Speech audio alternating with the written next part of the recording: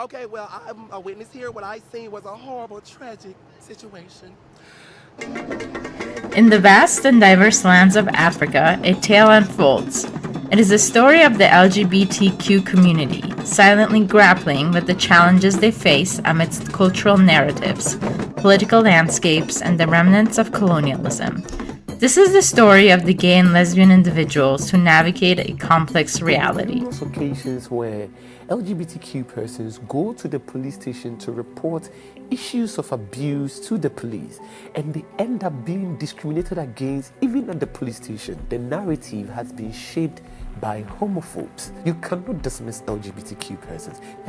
Across Africa, cultural norms and traditions shape attitudes towards homosexuality.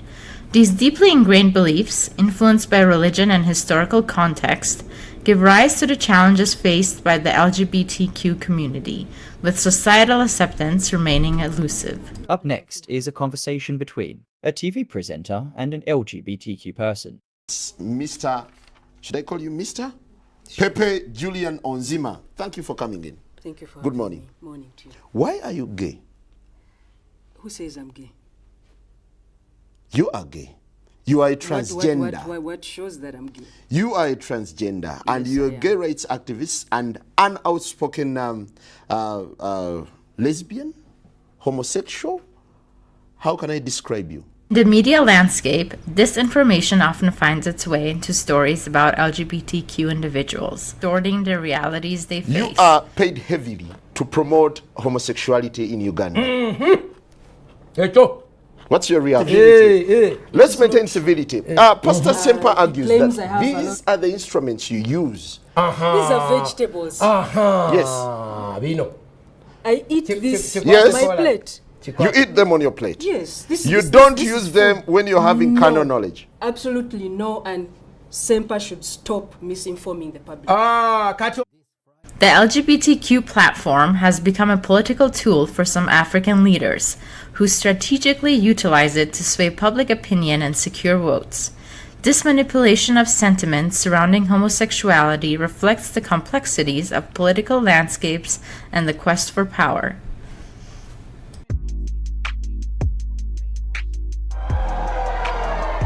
Ugandan President Yoweri Museveni has signed one of the world's toughest anti-LGBTQ laws, which includes the death penalty.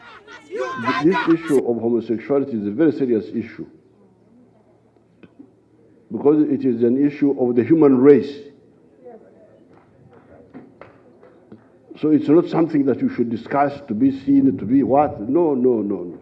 Go beyond that and you start raping children and so on. We kill you. Same-sex relations were already illegal in Uganda, as in more than 30 African countries.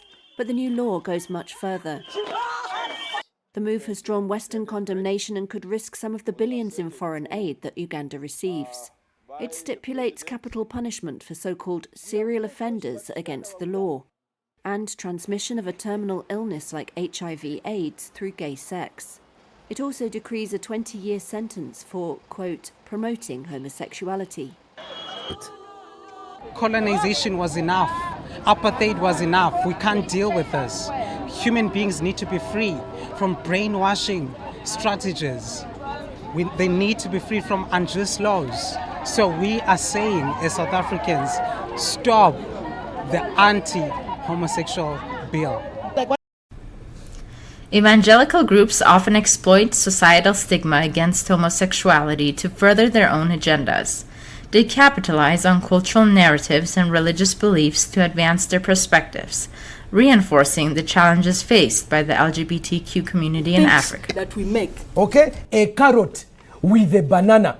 And I want this young woman to explain to you. Let's give him a chance. What does she use for sex? What do they use for sex? What do you use?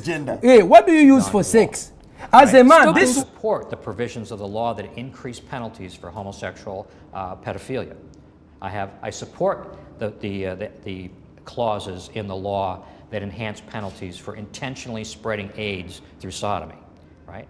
I do not support and never did support the harsh penalties in terms of long prison sentences. I don't believe in that. I never have. I didn't suggest that to them when they brought it up. But that's a direct consequence. To understand the laws surrounding homosexuality in Africa, one must confront the historical legacies of colonialism.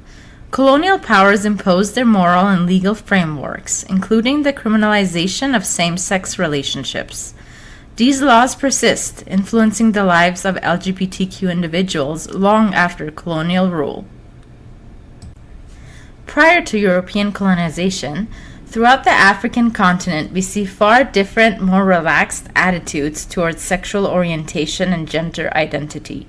As far back as 2400 BC, tombs have been excavated in ancient Egypt with two men's bodies, Neon Khnum and Khnumhotep, embracing each other as lovers.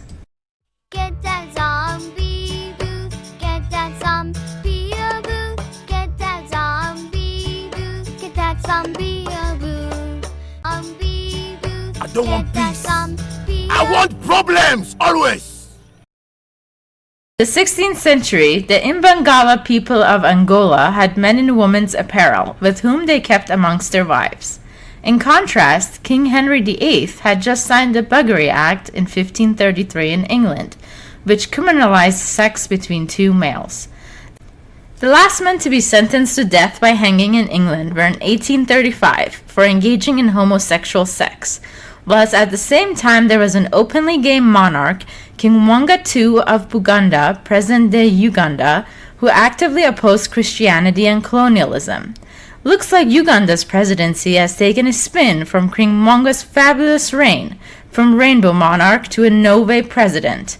Talk about a historical plot twist. Let's hunt them before they bring their laws to Africa. The Igbo and Yoruba tribes, found mostly in present-day Nigeria, did not have a binary of genders and typically did not assign gender to babies at birth, and instead waited until later life. Call me she or her or hers, he or him or his, and they all them or theirs. Call me she or her or hers. Similarly, the Dagaba people, present-day Ghana, assign gender not based on one's anatomy, but rather the energy one presents.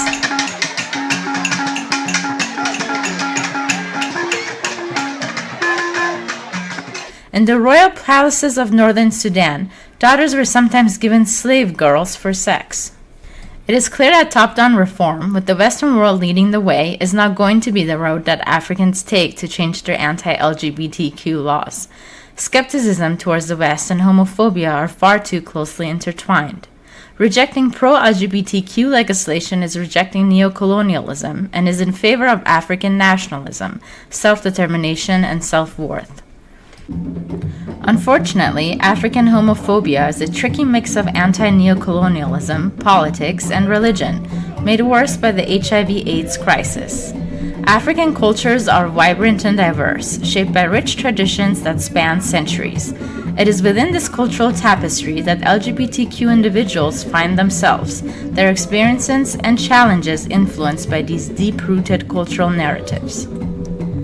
Silent Struggles aims to present a neutral perspective on the challenges faced by the LGBTQ community in Africa. It explores the influence of cultural narratives, disinformation in the media, political exploitation, and the lasting impact of colonialism. The script emphasizes the need for understanding and progress while avoiding the representation of specific individuals. If you liked this video, please subscribe our channel and thanks again for watching.